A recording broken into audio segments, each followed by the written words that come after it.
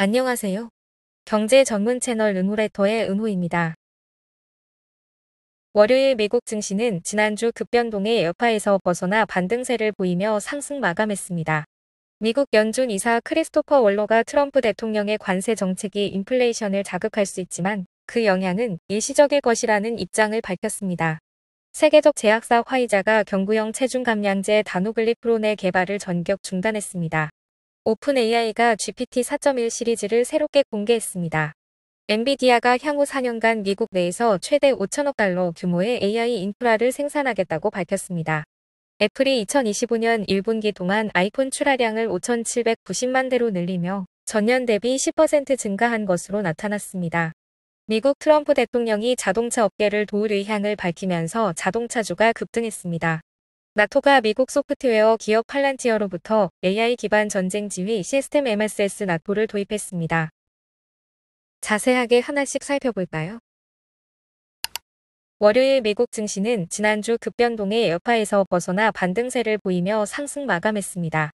S&P 500은 0.8%, 나스닥은 0.64%, 다우지수는 0.78% 상승했으며 특히 애플이 4% 이상 급등하며 상승세를 주도했습니다. 이번 반등은 트럼프 대통령이 일부 전자제품에 대해 새로운 관세 적용을 유예하겠다고 밝힌 데 따른 투자 심리 회복 덕분이었습니다. 최근 스마트폰, 반도체, 컴퓨터 등 주요 수입 제품이 관세 대상에서 제외되면서 기술주들이 전반적으로 강세를 보였고 델과 반도체주 중심의 ETF도 1% 이상 상승했습니다. 다만 이 면제 조치가 영구적인 것은 아니라는 점에서 시장의 불확실성은 여전히 지속되고 있습니다. 트럼프는 해당 품목들이 다른 관세 범주로 이동했을 뿐이며 향후 반도체 등에 대한 신규 관세율을 곧 발표하겠다고 예고했습니다. 채권 시장도 안정을 되찾았습니다.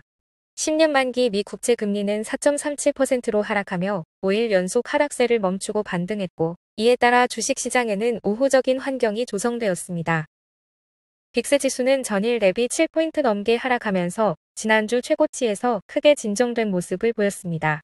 한편 시장에서는 이번 반등이 진짜 바닥인지에 대한 논쟁이 여전합니다. 모닝스타의 데이브 세케라는 아직 바닥이라고 보기엔 이르다고 평가했고 리서치와이스의 칼리 폭스는 공포가 클수록 바닥에 가까워진다며 일부 투자자들의 낙관론을 대변했습니다. 그럼에도 불구하고 올해 들어 S&P 500은 여전히 연초 대비 15% 하락 중이며 이는 역사적으로 드물고 과거 연준의 개입 없이는 반등에 실패했던 구간과 비교되고 있습니다. 정리하자면 관세 면제가 촉발한 기술주의 반등과 금리 안정, 그리고 변동성 하락이 맞물리며 시장은 단기적으로 숨 고르기에 성공했지만 트럼프 행정부의 관세 정책 방향성과 경기 우려는 여전히 투자자들의 발목을 잡고 있습니다. 미국 연준 이사 크리스토퍼 월러가 트럼프 대통령의 관세 정책이 인플레이션을 자극할 수 있지만 그 영향은 일시적일 것이라는 입장을 밝혔습니다. 그는 세인트루이스 연설에서 두 가지 시나리오를 제시했는데요. 첫 번째는 25% 수준의 고율 관세가 장기간 유지되는 경우로 이 경우 경제 성장은 정체되고 실업률은 5% 수준까지 오를 수 있으며 인플레이션은 5% 안팎까지 상승할 수 있다고 봤습니다. 반면 10% 기본 관세만 유지되고 나머지는 점진적으로 사라지는 경우 인플레이션은 약 3% 수준에서 정점을 찍고 이후 안정될 것으로 예상했습니다. 그는 특히 인플레이션이 일시적이라면 이를 인내하며 금리 정책을 결정할 수 있다고 언급하면서 경기 침체 우려가 커진다면 연준은 빠르고 강한 금리 인하에 나설 수 있다고 강조했습니다. 흥미롭게도 그는 2021에서 2022년의 트랜지토리 인플레이션 실패 경험을 언급하며 그럼에도 불구하고 지금은 다시 그런 판단을 해볼 시점이라고 말했죠. 트럼프 대통령은 현재 일부 관세를 90일간 유예한 상태이며 이 유예가 협상의 시작인지 경제 개편의 신호탄인지는 여전히 불확실합니다. 연준의 정책 유연성이 강조되는 가운데 향후 관세 결정과 인플레이션 경로에 따라 연준의 금리 인하 타이밍도 결정될 전망입니다. 세계적 제약사 화이자가 경구형 체중 감량제 다누글리프론의 개발을 전격 중단했습니다. 이는 임상시험 중 한 환자에게 간 효소 수치 상승이 나타났고 해당 간 손상이 약물과 관련 있을 가능성이 제기되면서 내려진 결정입니다. 다행히 환자는 약물 복용을 중단한 후 간 수치가 빠르게 정상화됐고 간 관련 증상은 나타나지 않았다고 합니다. 화이자는 이 약물이 효능과 내약성 측면에서 긍정적인 결과를 보였지만 전체 임상 데이터와 규제기관의 피드백을 반영해 개발을 철회한다고 밝혔습니다. 이번 중단은 GLP-1 계열 경구 약물 시장 진입을 노렸던 화이자에게 또 다른 좌절입니다. 앞서 2023년에도 하루 2번 복용하는 버전의 다누글리프로는 부작용 문제로 중단된 바 있죠. 현재 GLP-1 시장은 노보 노디스크의 위고비와 일라이 릴리의 제파운드가 주도하고 있으며 관련 시장은 2030년까지 1,500억 달러 규모로 성장할 것으로 전망됩니다. 화이자는 여전히 다른 방식의 비만 치료제를 개발 중이며 이번 실패를 딛고 새로운 돌파구를 찾겠다는 입장입니다. 오픈AI가 GPT-4.1 시리즈를 새롭게 공개했습니다. 이번에 출시된 모델은 GPT-4.1 본 모델과 소형 버전인 GPT-4.1 미니 나노로 구성되어 있습니다. 기존의 GPT-4보다 코딩 성능은 21%, GPT-4.5 대비로는 27% 향상되었으며 긴 문맥 이해와 지시 수행 능력도 대폭 강화되었습니다. 특히 최대 100만 토큰까지 처리할 수 있는 긴 컨텍스트 능력이 특징이며 지식 베이스는 2024년 6월까지의 정보가 반영되어 있습니다. 오픈AI는 실사용 최적화에 집중했고 개발자들의 반응도 매우 긍정적이라고 CEO 샘 올트먼은 밝혔습니다. 더욱이 비용도 GPT-4.5 대비 크게 낮아졌기 때문에 기존 GPT-4.5 API는 오는 7월 중단될 예정입니다. 성능과 효율을 모두 강화한 GPT-4.1 시리즈, AI 산업에 어떤 변화를 가져올지 주목됩니다. 엔비디아가 향후 4년간 미국 내에서 최대 5천억 달러 규모의 AI 인프라를 생산하겠다고 밝혔습니다. 이 계획에는 TSMC의 애리조나 공장에서 시작된 최신 블랙웰 AI 칩 생산과 폭스콘 및 위스트런과 협력한 텍사스 슈퍼컴퓨터 공장 설립이 포함됩니다. 또 엠코어, 실리콘웨어 등과 협력해 반도체 패키징과 테스트 작업도 미국에서 진행됩니다. 이는 트럼프 정부의 반도체 관세 정책에 대응한 조치로 보입니다.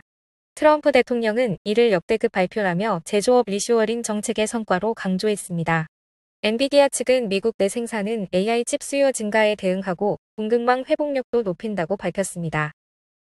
실제로 마이크로소프트, 아마존, 메타 등 주요 클라우드 기업들은 올해만 3,700억 달러를 AI 인프라에 투자할 계획이며 이는 전년 대비 44% 증가한 수치입니다.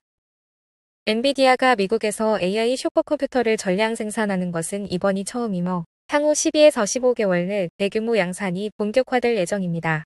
단, 일부 분석가는 이 5천억 달러 수치가 다소 과장됐을 수 있다는 견해도 덧붙였습니다. 애플이 2025년 1분기 동안 아이폰 출하량을 5,790만 대로 늘리며 전년 대비 10% 증가한 것으로 나타났습니다. 이 증가는 소비자 수요에 따른 결과가 아니라 트럼프 행정부의 대중국 고율 관세에 대비한 사전 재고 확보 전략 때문이었습니다.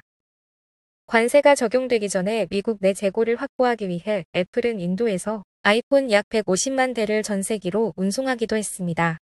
아이폰 판매량은 일본과 인도 등 신흥시장에선 강세였지만 중국에서는 정부 보조금 제외 등으로 출하량이 감소했습니다. 글로벌 스마트폰 시장에서 애플은 19% 점유율로 1분기 기준 처음으로 판매량 1위를 기록했습니다. 삼성은 20% 점유율로 출하 기준 1위를 지켰습니다. 이번 관세 면제로 미국 기업들은 일시적 안도감을 얻었지만 트럼프 대통령은 반도체 포함 제품에 대해 향후 추가 관세를 시사한 바 있어 기업들의 공급망 재편 전략이 지속될 것으로 보입니다. 미국 트럼프 대통령이 자동차 업계를 도울 의향을 밝히면서 자동차주가 급등했습니다. 포드, 제너럴 모터스, 스텔란티스 등 이른바 디트로이트3는 각각 4에서 6% 상승했고 리비안도 4% 올랐습니다.